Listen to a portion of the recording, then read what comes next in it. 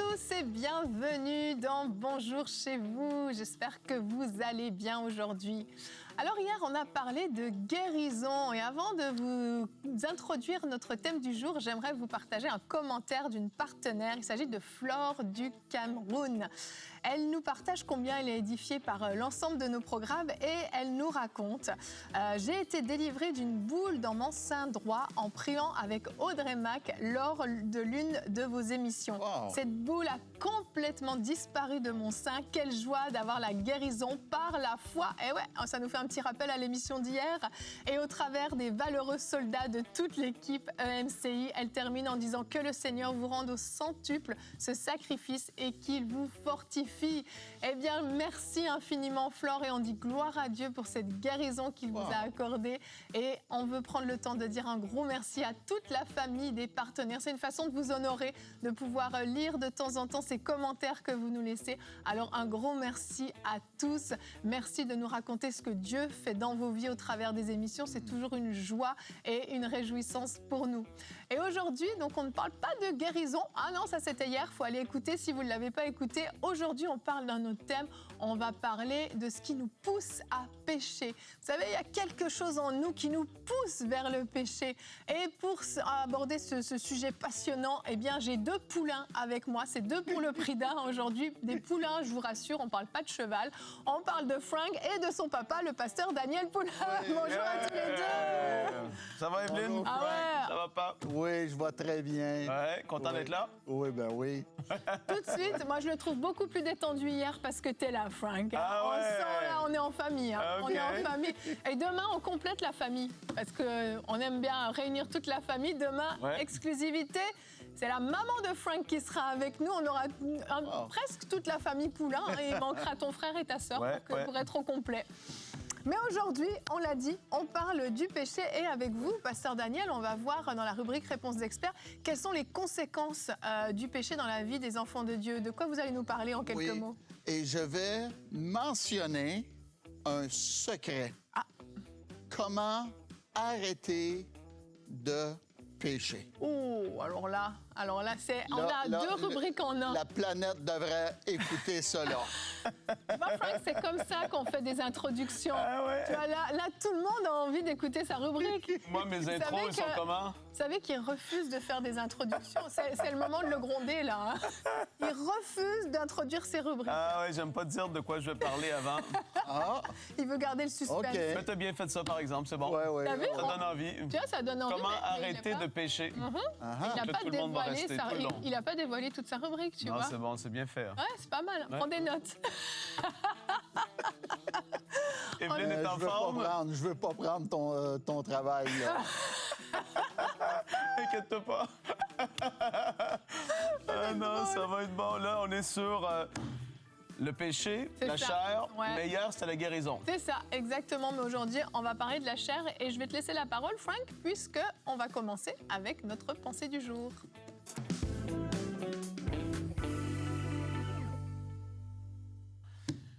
Ta chair, le plus grand ennemi de toute ta vie. J'ai envie de le dire comme ça parce que c'est quelque chose avec lequel tu vas devoir lutter à quelque part ou combattre à un minimum durant ta vie. Beaucoup de personnes vont penser que tout ce qu'ils vivent et toutes les crises, la colère, la frustration, les choses, justement, on va parler du péché tout à l'heure, tout ça, c'est à cause du diable et à cause du royaume de l'ennemi qui est contre toi. Mais en réalité, la majorité du temps, c'est juste parce que chacun de nous, on est tenté de marcher par la chair.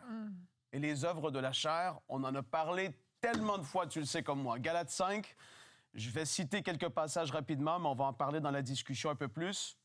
Galates 5, versets 16 et 17. Voici donc ce que je vous dis, marchez par l'esprit et vous n'accomplirez pas les désirs de votre nature propre. Nature propre, c'est la chair, c'est-à-dire ta nature en toi, la nature du péché en toi, est poussée ou elle t'amène à vouloir manifester ce qu'on va appeler les œuvres de la chair.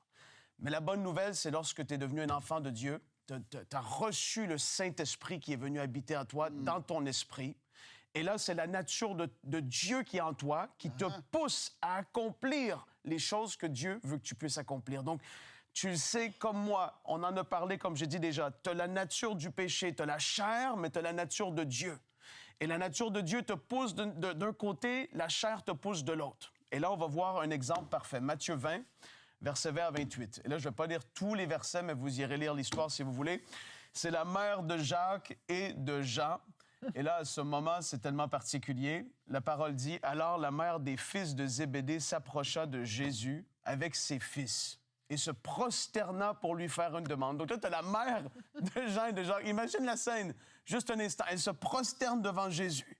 Et là, Jésus lui dit, « Que veux-tu? » Et là, elle dit, « Ordonne-lui, dit-elle, que dans ton royaume, mes 2 fils que voici soient assis l'un à ta droite, l'autre à ta gauche. » Jésus lui dit, « Tu sais pas ce que tu demandes. » Et là, on va un peu plus loin au verset 24. « Après avoir entendu ça, les 10 autres furent indignés contre les 2 frères. » C'est sûr que les 2 frères étaient avec la mère, ils devaient parler ensemble. Et là, non, ça devrait vous revenir d'être assis un à la droite et un à sa gauche. Et là il y a quelque chose, il y a la rivalité. Il y a la nature humaine qui se manifeste, l'orgueil de vouloir être un à la droite, un à la gauche. Et les 10, ils entendent ça, les 10 autres. Ils sont habitués d'être ensemble, il y a comme une fraternité qui est là. Mais là, soudainement, il y en a 2 qui veulent se démarquer. Ils sont comme énervés, mais qu'est-ce que c'est que ça? Et là, verset 26. Jésus dit, « Ce ne sera pas le cas au milieu de vous, mais si quelqu'un veut être grand parmi vous, il sera votre serviteur. Si quelqu'un veut être le premier parmi vous, qu'il soit votre esclave. C'est ainsi que le Fils de l'homme est venu non pour être servi, mais pour servir et donner sa vie en rançon pour beaucoup.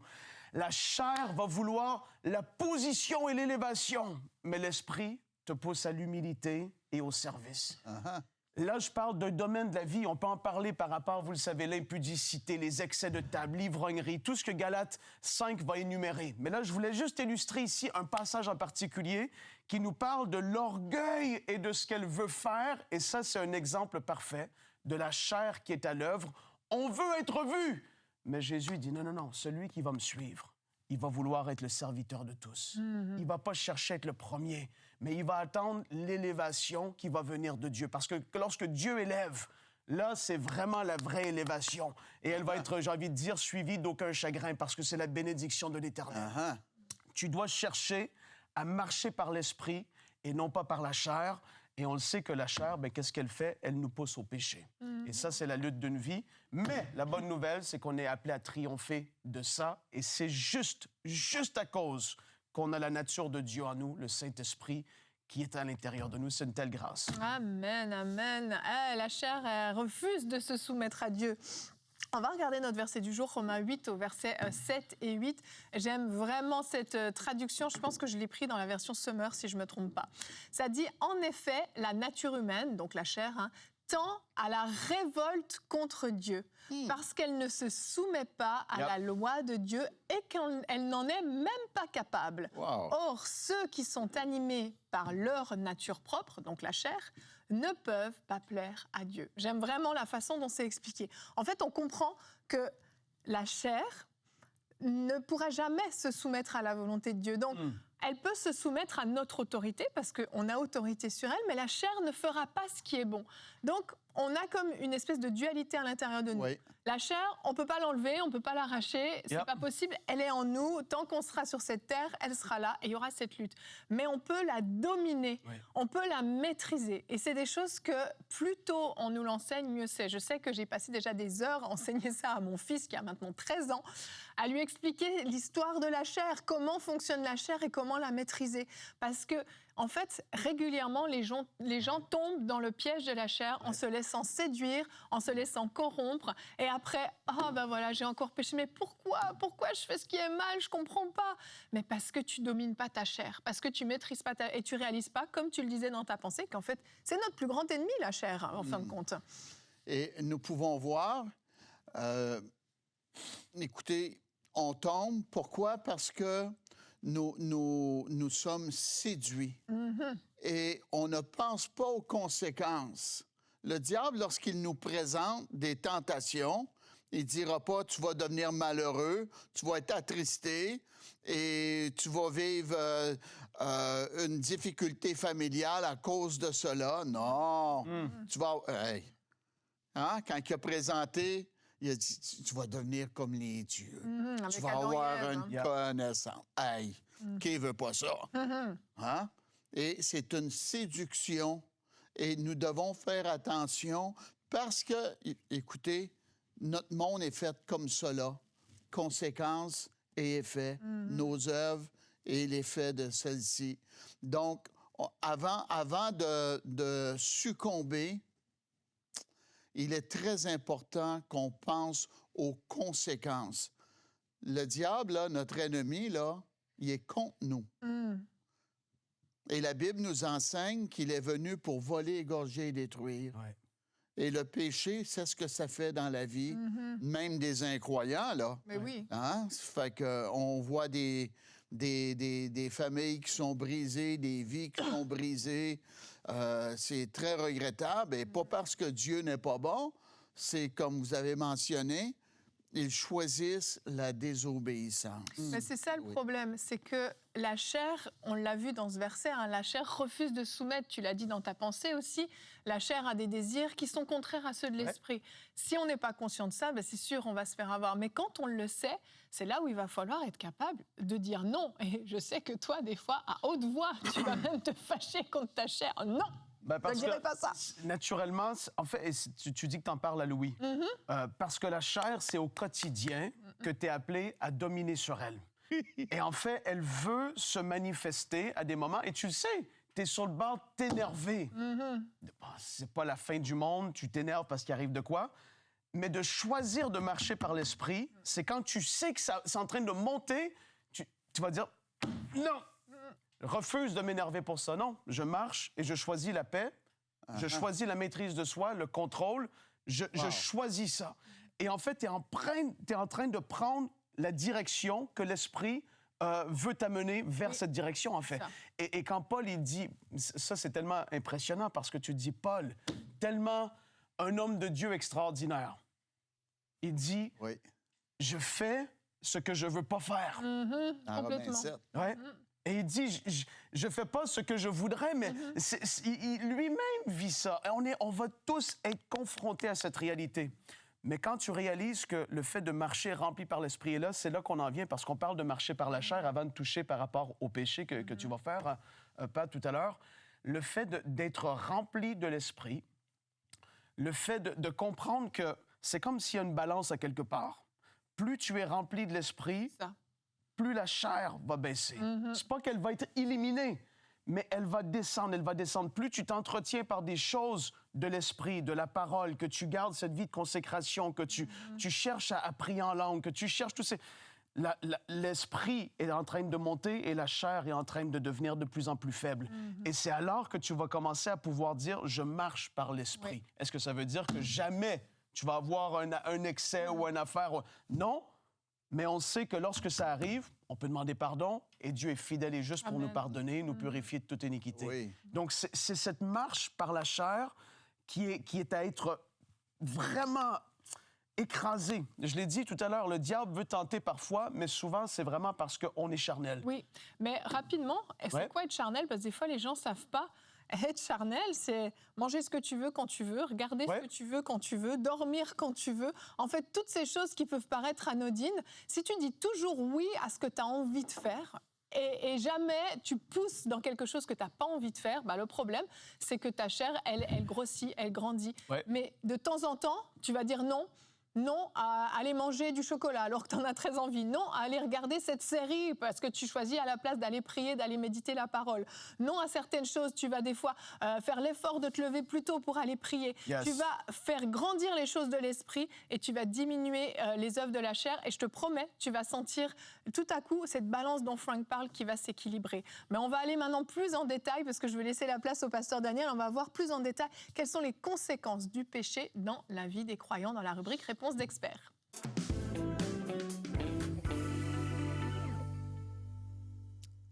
Les conséquences du péché dans la vie des croyants.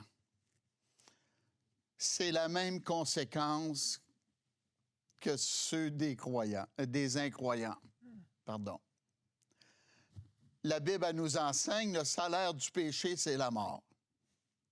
3 sortes de morts. La mort spirituelle, séparée d'avec Dieu, notre Créateur. Suite à cela, la mort physique. Et 3e mort, passer l'éternité dans la géhenne séparée de Dieu. Moi, je choisis marcher avec Dieu. Oui. Et c'est quoi le péché? C'est tellement simple. C'est manquer le but. C'est ça que ça veut dire. Manquer le but. Et nous pouvons voir dans la parole les commandements que Dieu a donnés à Moïse.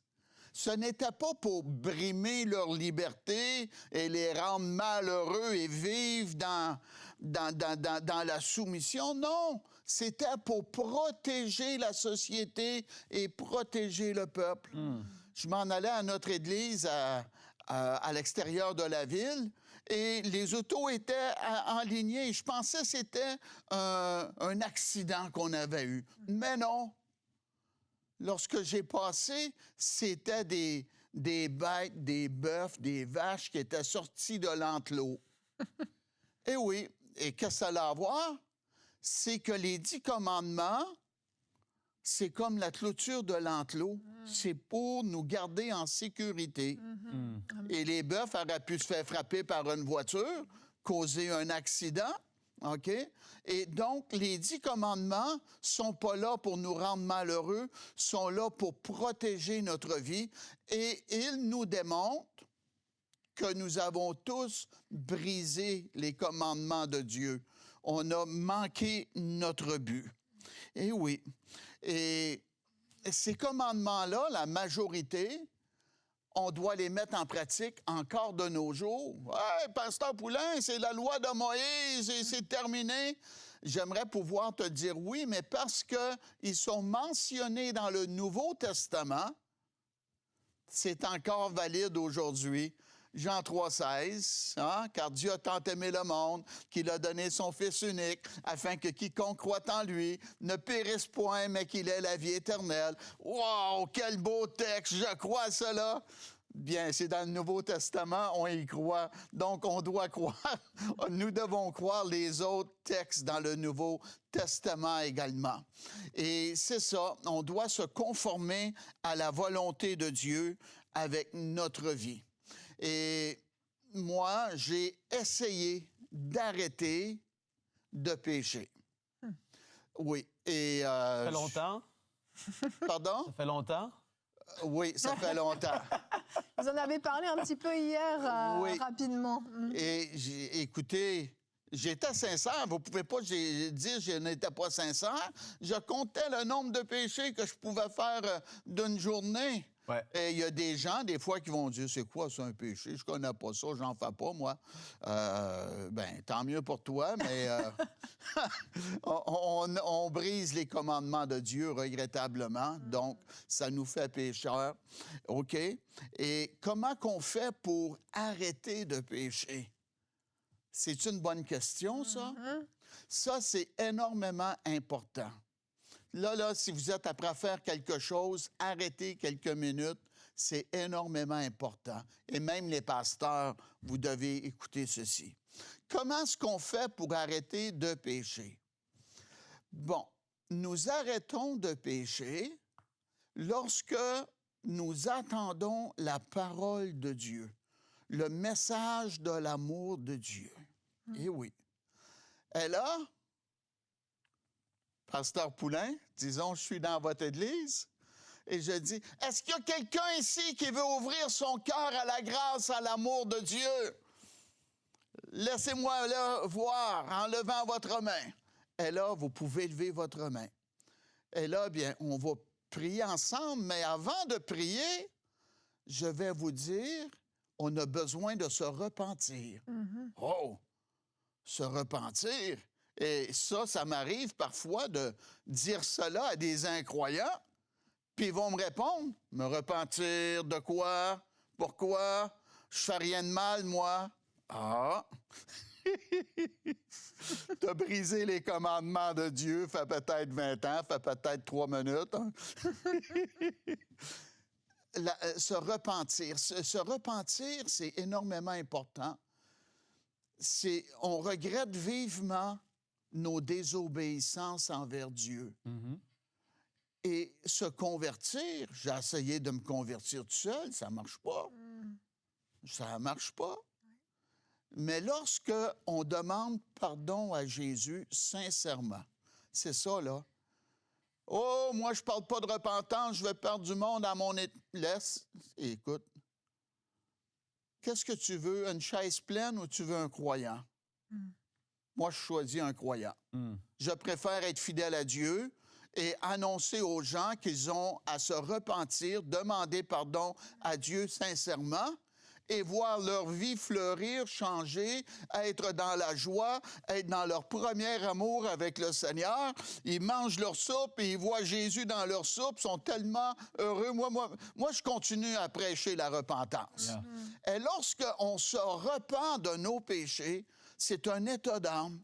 On regrette vivement et à l'intérieur de nous, on dit « Je veux plus vivre comme cela, je veux plus faire cela. Aide-moi, Seigneur, pardonne-moi, je veux marcher avec toi maintenant. » Wow! Et là, Dieu voit notre cœur. Et là, il sort ses grosses pinces et coupe la chaîne du péché dans notre vie.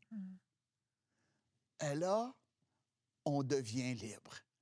La Bible nous dit, si donc le Fils vous affranchit, vous serez réellement libre. Là, écoutez, on n'est plus seul, comme c'était mentionné précédemment. On a la présence de Dieu en nous. Oui. Et quand le diable va frapper à votre porte, laissez Jésus aller répondre. C'est pas mal, ça. On n'est plus vide. On a la présence de Dieu en nous. Yeah. Oui. On est un enfant de Dieu, libéré par le sacrifice et le sang de Jésus. Amen. Wow! Nous sommes sur le côté de la victoire. Pourquoi? Parce qu'on s'est repenti sincèrement et Dieu a vu notre cœur. Et là, ça s'appelle naître de nouveau. On est né de nouveau. Wow! On est sorti des ténèbres, le royaume des ténèbres, et nous sommes maintenant entrés dans le royaume de la lumière. Et notre nom est écrit dans les registres célestes, Amen. Dans l'annuaire céleste. Daniel W. Poulain, enfant de Dieu. Alléluia! Amen. Amen. Et je suis tellement content de la grâce, de l'amour de Dieu en moi. Vous ne savez pas qui vous parle présentement, là. Écoutez l'émission de demain, vous allez voir d'où je viens. Oh oui. Et le sang de Jésus, la repentance, c'est encore bon aujourd'hui. Amen. Et oui. Laissez-moi vous raconter une histoire en terminant. Pas parce que je me suis repenti, ça ne veut pas dire que l'ennemi ne vient pas frapper à ma porte. Non, je dois veiller sur moi-même, je dois faire attention. Dans le nord du Canada, c'est une histoire que je raconte, il y avait un Esquimau qui allait au marché et à toutes les fins de semaine, il faisait battre 2 de ses chiens, un noir et un blanc. Et la semaine après le combat, il disait à la foule quel chien qui était pour gagner la semaine d'après. Et là, bien, disons cette semaine, c'est le chien noir. Le chien noir va gagner sur le chien blanc cette semaine. Et là, la bataille est comme défaite, le chien noir gagnait. Et là, bien, avant de partir, après quelques semaines, il y a un autre Esquimau, il dit « Hey, pardon, monsieur, j'aimerais savoir comment vous faites pour savoir quel chien qui va gagner une semaine d'avance. Je suis vraiment impressionné de cela. » Oh, l'Esquimau, il dit « C'est très simple.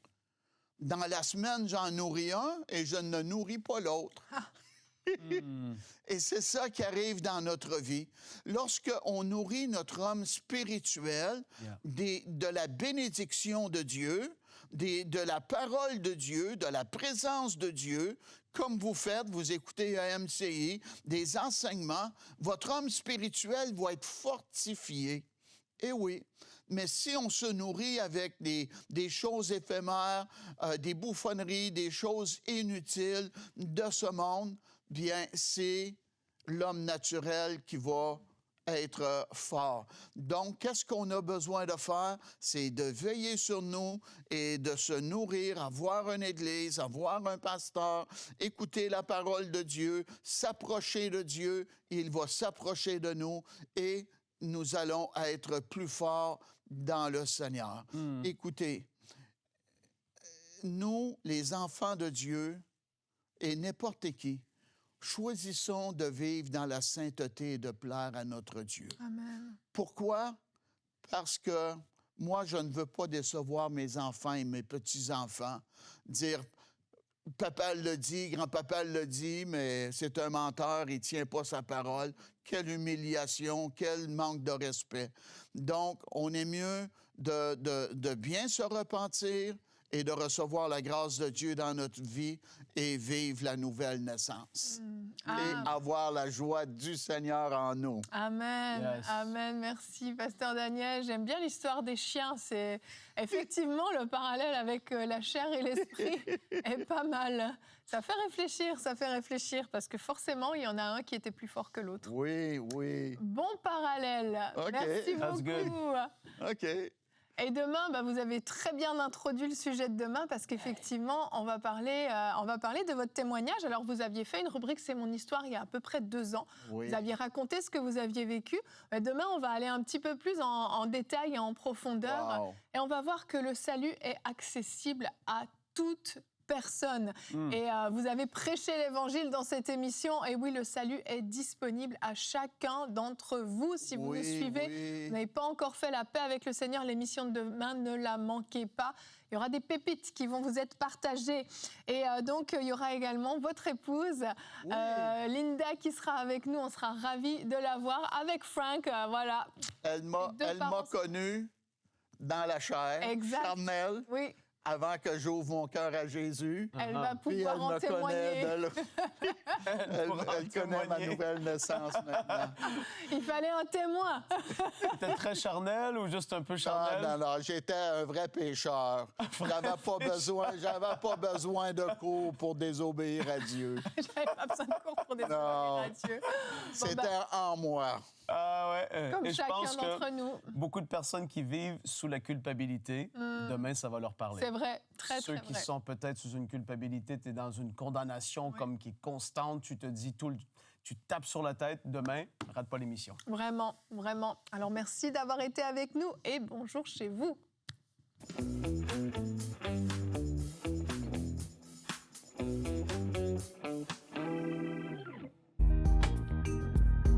Merci à tous nos précieux partenaires, grâce auxquels cette émission a pu être réalisée. Vous aussi, rejoignez la grande famille des partenaires d'EMCI TV en faisant un don sur emcitv.com/don.